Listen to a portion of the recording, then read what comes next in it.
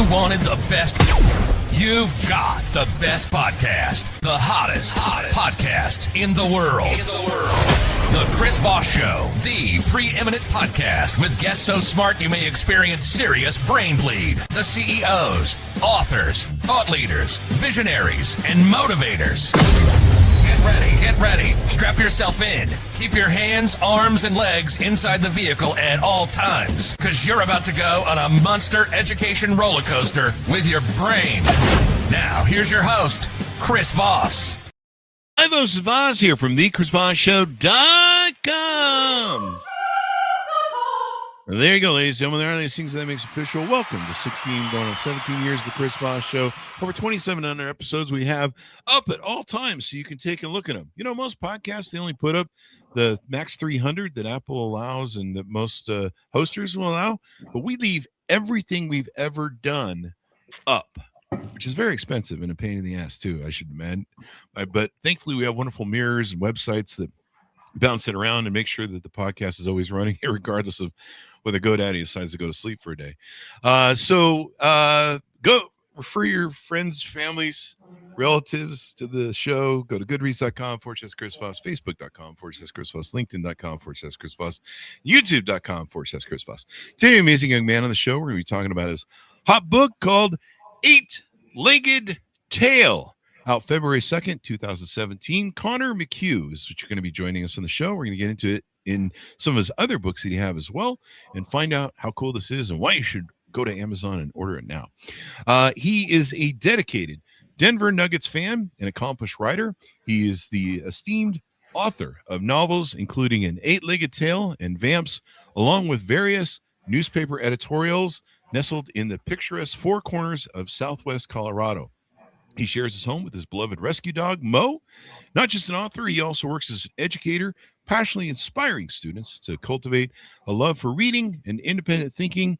His latest work, Lo, is a testament to his remarkable storytelling skills and is sure to captivate young adults, middle school, high school, college students, and fantasy fiction aficionados alike. Welcome to the show. How are you, Connor? I'm good. Thank you for having me. Happy New Year. Thank you for coming. Happy New Year 2026. If you're watching this years from now on the YouTube, give us your .coms. Where can you find people on the interwebs? So you can find me at connormccuebooks.com, ConnerMcCuebooks.com. There you go. So give us a 30,000 overview of what's inside this book. All right. So it is called An Eight-Legged Tail, and it tells the story of a hobo spider named Gus, who thinks that he's living in harmony with his human roommate. Until one day, the human roommate comes at him with a rolled up newspaper, and Gus kind of gets kicked out of his house. And from there, then has to kind of figure out, where does he go next? Kind of what happens? Where is he going to try to find a home again? And so with that being said, he kind of embarks on a journey that takes him to New York City, as well as overseas to like the running of the bulls, Egypt with the pyramids, as well as the Great Down Under. Wow, man, this guy had an adventure. He got around for a hobo spider. Those are pretty big too, aren't they? The hobo spiders? So they're the big hairy ones? Yeah, I think so. And I mean, I'm not a big fan of spiders. I'm pretty scared of them. So Is that what made you choose that character as a hobo spider then? It just kind of popped into my head one day when I was waking up, and I was like, oh, that's kind of a goofy idea. And it just kind of went along from there. There you go. But you're afraid of spiders, so yeah. I mean, I try not to kill them, but still, I'll be jumping and screaming a little bit. Yeah, I do if they look poisonous. But if they're daddy long legs, I'm like, okay, you got to pass because I know you go hunt down the other one. So yeah, right. There you go. What's the name of the character, the protagonist, the spider? I believe. I guess maybe it would be. His name is Gus. Yep. Gus the hobo spider. Gus the hobo. Well, the hobos used to go on trains and travel all the time everywhere back in the old days. Maybe they still do. Is that how he gets around? How does he get around all these places without getting stomped on? Well, I mean, they say you're never too far from a spider. So he has his ways, sneaks on suitcases or the back of blue jeans. He also gets around on buses and planes. There. What ages are the book targeting? So I would say that it is probably later middle school, high school. It looks a little innocent, but it's not exactly elementary school. There might be some cursing, some beer drinking, maybe some pot smoking, stuff like that along the way. Wait, now is the hobo hitting the weed and the booze? Well, every once in a while, maybe what he comes across. Can't give too much away yet. I didn't know spiders had drinking problems. So yeah, those are more like barflies. Barflies, okay. Barflies and hobo spiders. We got a whole Noah's Ark lining up here. So why did you target it towards that age group? And do you write children's books? I know we have two others we're going to be discussing here on the show. Two other books. So this one was just kind of more to get my foot in the door. I definitely like writing more fantasy fiction, castles, dragons, magic, or a little bit more supernatural. But this one's a little bit more, I guess, commercial friendly. So I do have a few kids books. They're not out yet. But there's going to be a few like picture books. There's also going to be a few like kids series. So think like Goosebumps, Animorphs, stuff like that. And then some of the other books that I've written, the ones that are out now, Vamps and Low, the first in the Lo and Behold trilogy, is more for like middle school-ish, any kids who likes fantasy. There you go. What was your life growing up? When did you start writing, and when did you kind of feel like you'd really become a writer and author, and you're like, I got this down, I'm going to write books? So life growing up was in Southwest Colorado in Durango. So not too far from the Four Corners, in the little mountain towns. And so life growing up was definitely kind of an adventure in itself because, you kind of had to find a way to entertain yourself. You had to have things to play with. And fortunately, I had two younger sisters who we had tons of stories and games that we were playing throughout our childhood that we were kind of able to incorporate with our surroundings. As far as writing goes, I was actually going to school to be an English teacher. And along the way, I got to take a creative writing class just because I needed, an English credit. And it was one of the ones that seemed kind of, easy, so to speak. And ultimately, it really changed my life. I can't really explain it, but all of a sudden, all these ideas just kind of started popping in my head.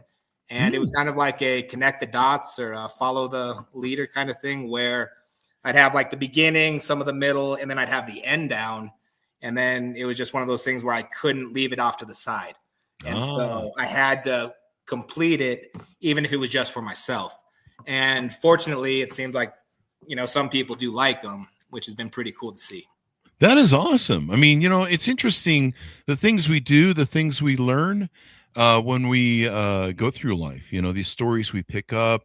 And it's interesting how they can influence us, whether it's a business or job or stories that we tell or books that we can write, these stories. And, it's just, you kind of come to a place in life. Sometimes you're like, I have all these amazing stories.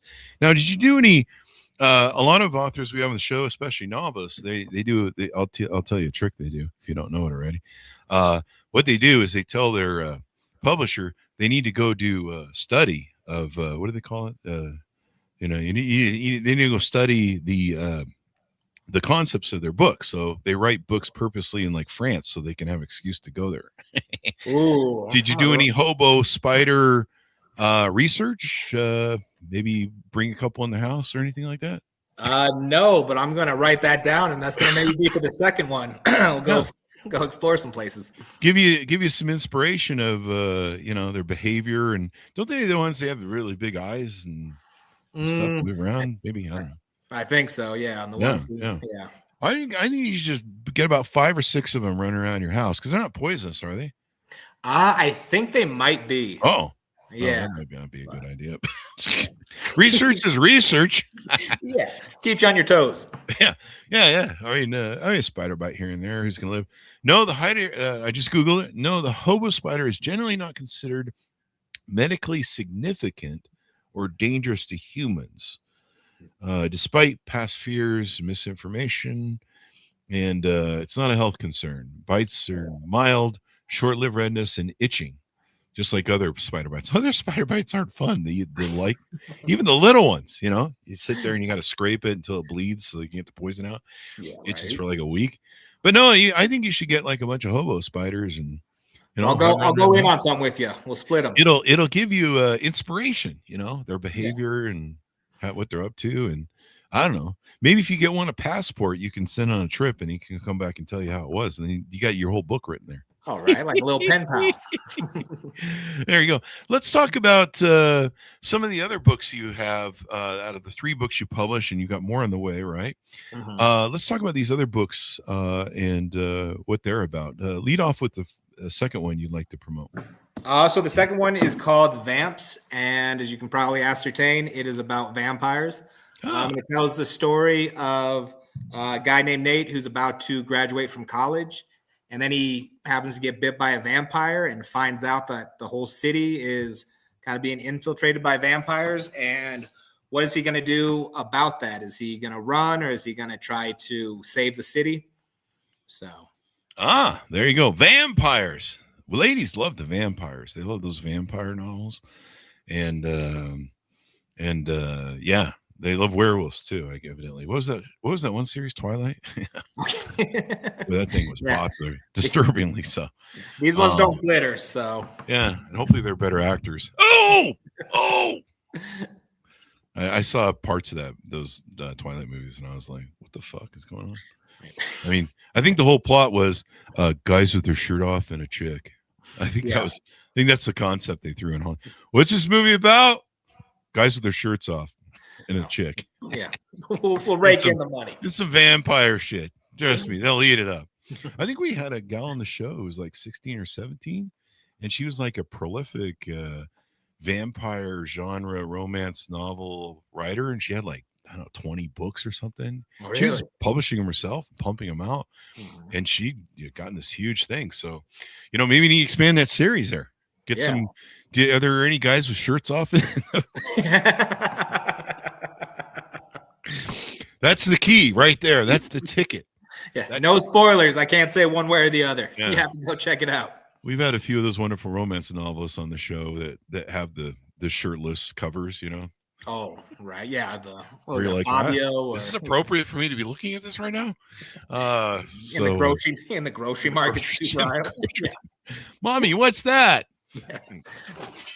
So anyway, let's see.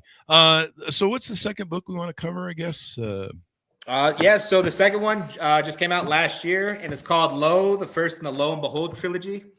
And like I was saying, it's kind of more fantasy fiction, castles, dragons, magic, kingdoms. It just tells the story of a king who's trying to protect not just his own nation, but the rest of the world from an old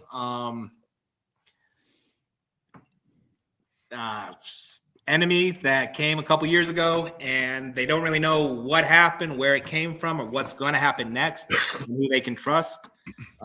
And so the next one is going to be called And a Bump in the Road, and it should be coming out either the end of this year or the beginning of next year. Just kind of waiting for a few more illustrations to get wrapped up with that one. There you go. Lo, the first in the Lo and Behold trilogy, out December 2024. And is this kind of set in a period time? Is it a little bit maybe like a Lord of the Rings, Tolkien, Hobbit sort of thing? Or definitely more. It's called the World of Hark. So there's kingdoms and nations such as like Grove, Relaford, Emery, Oxus. So you got the warriors and the shadows of doom. I should say that deeply. The shadows of doom. There you go. I got goosebumps. Oh, did you really? Wow. I actually have a good voice. I didn't know that. Well, I kind of know that, but yeah, I just kind of hit that just on improv. So there you go. Let's see. There's sometimes we have authors on the show where I should just intro them with that movie voice, Ooh. In a world gone bad. Lo, the first in the Lo and Behold trilogy. Coming to theaters near you. Or Amazon. Tell us about some of the maybe characters that are in the Lo book there. So the king is Lo. That's his name, and He lost his father in the first battles with strangers, as they're called. And each kingdom had some kind of interaction with the strangers. And each one was a little bit different, but it caused a lot of casualties, a lot of sadness. And so because of that, it's a little frustrating to know who's on your side and who's not. So Lowe's best friend and head of guard is named Graves, and he's probably one of my favorite characters. But my favorite character, her name is Ree, and it's short for Adriana. And she's an elementalist, which means that she can kind of control the different elements around her, but she doesn't really know how to do that exactly. So luckily she has a mentor for her named Braun. Oh, wow. Yeah. There you go. So a bit of a spells, maybe that sort of thing. Yep. There you go. There you go.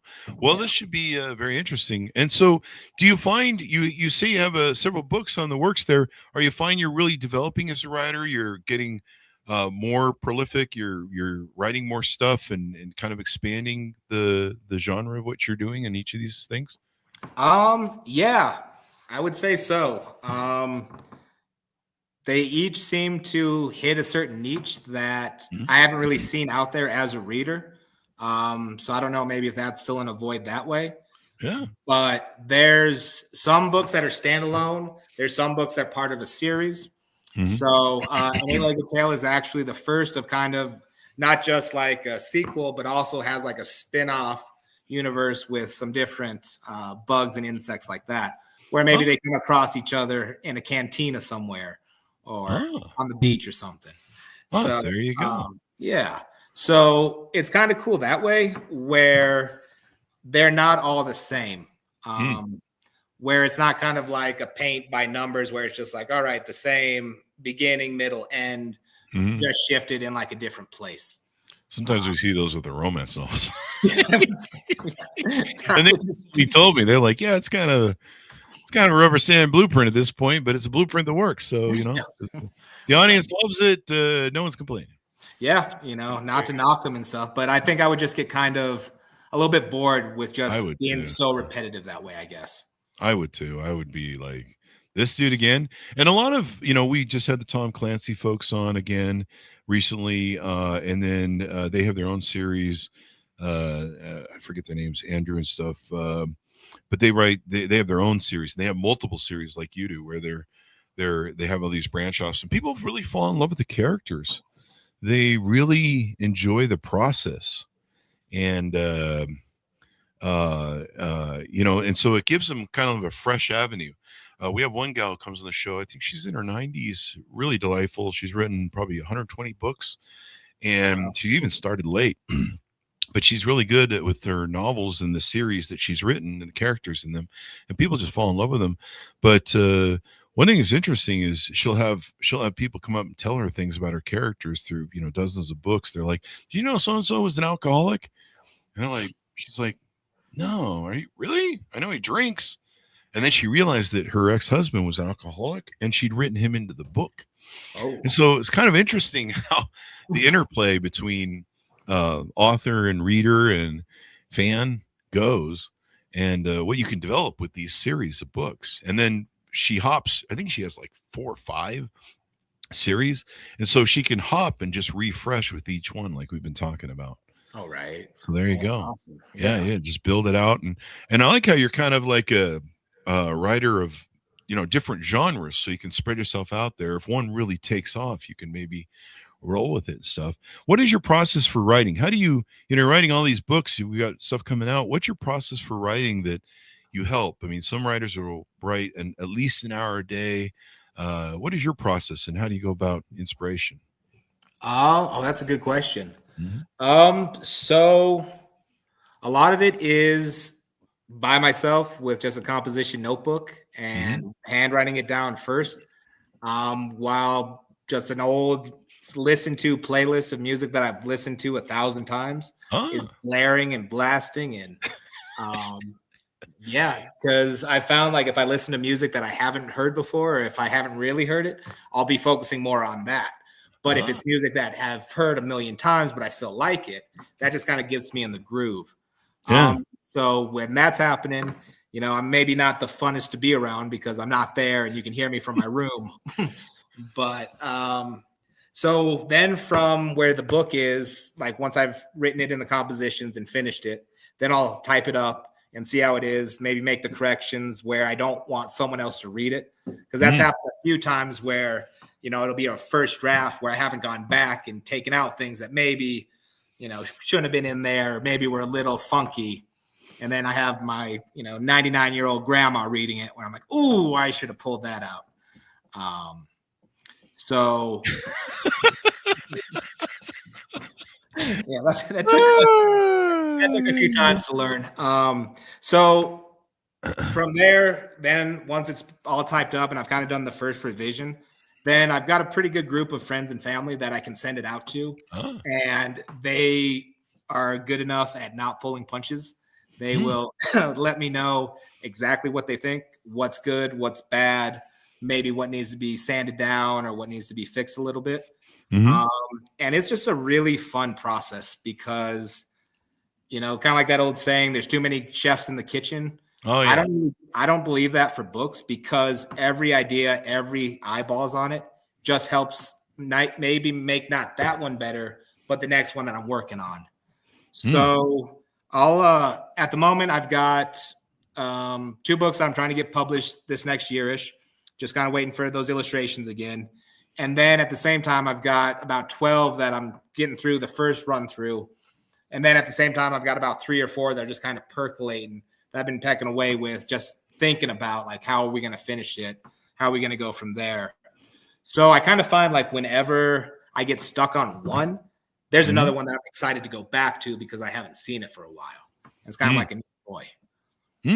Wow. There you go. That's interesting. So what are some other things we should know about? Do your characters talk to you? Do you have a conversation with them, or how does that work? They don't talk to me per se, but they kind of let me know kind of what's going to happen in their story. Oh, and it's happened on more than a few times where they do something that really hurts me or angers me, and I don't want them to do it, or I don't want that to happen to them, but they got to die, or they got to do something that doesn't make them a good person. Oh, yeah. So that's that's always kind of rough. Yeah, but in that aspect, it kind of gives me an ability to step back and say, well, I didn't do that to him. Sometimes some people just gotta die. Yeah. I can see your character. I can see your character being like, please don't kill me. Please don't kill me. I think they made movies about this sort of thing.